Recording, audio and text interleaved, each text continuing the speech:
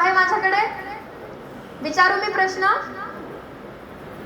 बाळांनो, माझ्या साहेबांनी तुम्हा सर्वांना एका सभेमध्ये सांगितलं होतं की जा आणि तुमच्या घराच्या भिंतीवरती लिहा, मला राज्यकर्ती जमात बनायचंय. मग आता इथं उपस्थित असणाऱ्या प्रत्येक पुरुषाने, प्रत्येक स्त्रीने हात वर करून सांगायचं की मी माझ्या घराच्या भिंतीवरती लिहिलंय, मला राज्यकर्ती जमात बनायचंय. कोण कोण लिहिलंय हो?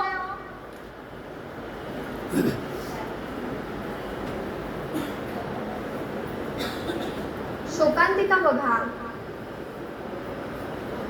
एवढं मोठं सभागृह असताना सुद्धा, उपस्थिती सुद्धा मोठ्या संख्येने असताना सुद्धा माझ्या साहेबांचा शब्द प्रामाणिकपणे पाळणारा एकही अनुयायी इथे उपस्थितच नाही.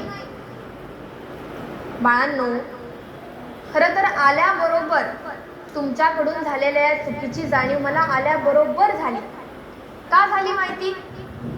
कारण मी आल्याबरोबर तुम्हाला जयभीम केला, परंतु खरं सांगते तुम्हाला, तुमच्या जयभीमचा आवाज माझ्या साहेबांच्या कानापर्यंत गेलाच नाही हो.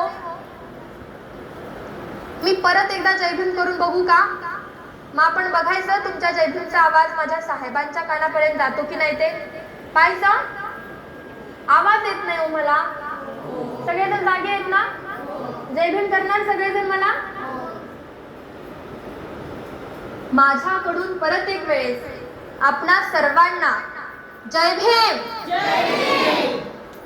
आता बघा बरं, कसा तुमच्या जयभीमचा आवाज अगदी माझ्या साहेबांच्या कानापर्यंत गेला. पण बाळांनो, हा काही असा तसा गेला नाही हो. याला पण एक कारण आहे.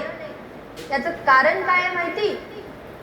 तुमच्याकडून झालेल्या चुकीची जाणीव तुम्हाला या क्षणी झाली, म्हणून तुमच्या जयभीमचा आवाज माझ्या साहेबांच्या कानापर्यंत गेला.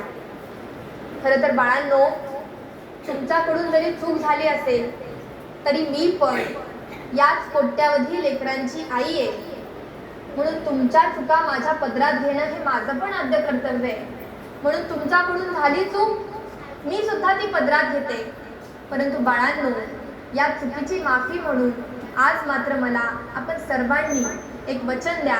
आज जरी तुम्ही तुमच्या घराच्या भिंतीवरती लिहिलं नसेल की मला राज्यकर्ती जमात बनायचंय, तरी पण आजपासून मात्र तुमच्या काळजावरती कोरून ठेवा की मला राज्यकर्ती जमात बनायचंय. आणि यावेळी परत कधीही मी आपल्या भेटीला आले आणि हा प्रश्न मी तुम्हाला विचारला, तर याचं उत्तर मला हेच मिळालं पाहिजे की तुम्ही तुमच्या काळजावरती कोरलंय मला राज्यकर्ती जमात बनायचंय.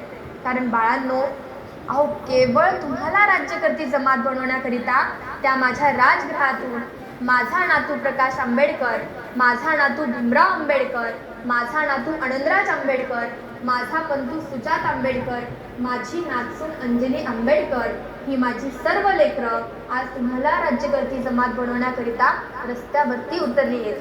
आणि खरं सांगते तुम्हाला, ही सर्व लेकरं माझ्या साहेबांच्या पावलावर पाऊल देऊन चालणारी आहेत. म्हणून तुमच्या हाताच्या मुठी मजबूत करून त्या माझ्या लेकरांना मात्र खंबीरपणे साथ द्या.